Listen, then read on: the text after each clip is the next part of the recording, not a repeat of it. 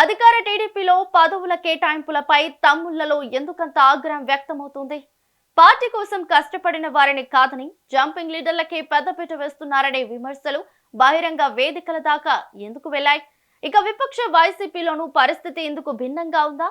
నియోజకవర్గ ఇన్ఛార్జీల నియామకాల్లో కనీసం తమను సంప్రదించడం లేదంటూ సీనియర్లు ఎందుకు అలకబూనుతున్నారు? రెండు ప్రధాన పార్టీల్లోనూ ఒకేలా రగులుతున్న ఈ అంతర్గత అసంతృప్తి రాజకీయం రాబోయే రోజుల్లో ఎలాంటి పరిణామాలకు దారితీస్తుంది?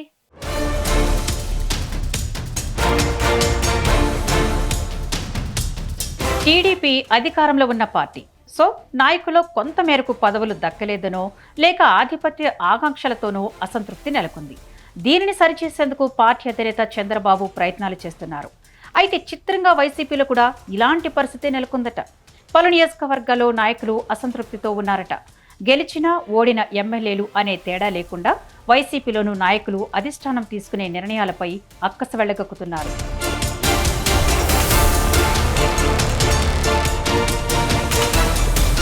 రెండు పార్టీలోనూ సేమ్ టు సేమ్ రాజకీయాలు కనిపిస్తున్నాయి.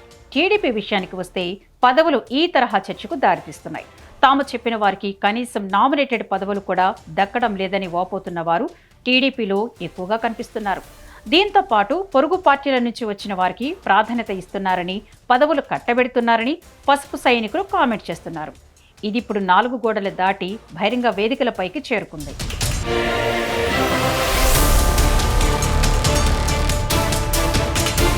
ఇక వైసీపీలోనూ ఇలాంటి పరిస్థితి నెలకొంది. కొన్ని నియోజకవర్గాల్లో ఇన్ఛార్జీలను నియమిస్తూ ఇటీవల జగన్ నిర్ణయించారు. అయితే ఇలాంటి నియామకాలు చేపట్టేటప్పుడు కనీసం తమకు ఒక్క మాట కూడా చెప్పడం లేదని సీనియర్ నాయకులు చెబుతున్నారు. తమకు ఎలాంటి ప్రమేయం లేకుండా పోయిందని వాపోతున్నారు. ఇలా అయితే ఎలా అంటూ పార్టీ సీనియర్లను వారు ప్రశ్నిస్తున్నారు. గూడూరు, రేపల్లె సహా పలు నియోజకవర్గాల్లో పార్టీ ఈ తరహా సమస్యలు ఎదుర్కొంటుంది.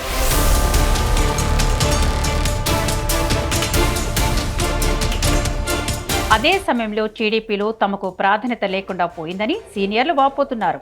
తమను సంప్రదించడం లేదని, ఏ కార్యక్రమానికి తమ ప్రమేయం ఉండడం లేదని చెబుతున్నారు. వైసీపీలోనూ ఇలానే ప్రశ్నలు వస్తున్నాయి. ఈ నేపథ్యంలో రెండు పార్టీలు కూడా సరిదిద్దుకునే ప్రయత్నం చేయాలని సూచనలు వినిపిస్తున్నాయి.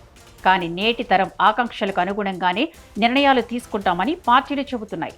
దీంతో ఈ గ్యాప్ పెరుగుతూ పోతుంది. దీనిని సరిచేయాలని నాయకులు కోరుతున్నారు.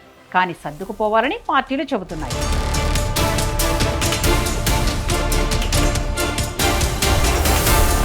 పార్టీ ఏదైనా రాజకీయ తీరు మాత్రం ఒకేలా కనిపిస్తుంది. అధిష్టానాల నిర్ణయాలు ఒకవైపు, పదవులు దక్కక ప్రాధాన్యత కరువై నేతలు గళం విప్పుతున్న తీరు మరోవైపు. మొత్తానికి రెండు ప్రధాన పార్టీలను ఈ అంతర్గత అసంతృప్తి రోజురోజుకు పెరుగుతుంది. క్షేత్రస్థాయిలో నెలకొన్న ఈ గ్యాప్ను అధినేతలు సరిదిద్దకపోతే రాబోయే రోజుల్లో ఇది పెద్ద రాజకీయ సమస్యగా మారి ప్రమాదం లేకపోలేదు.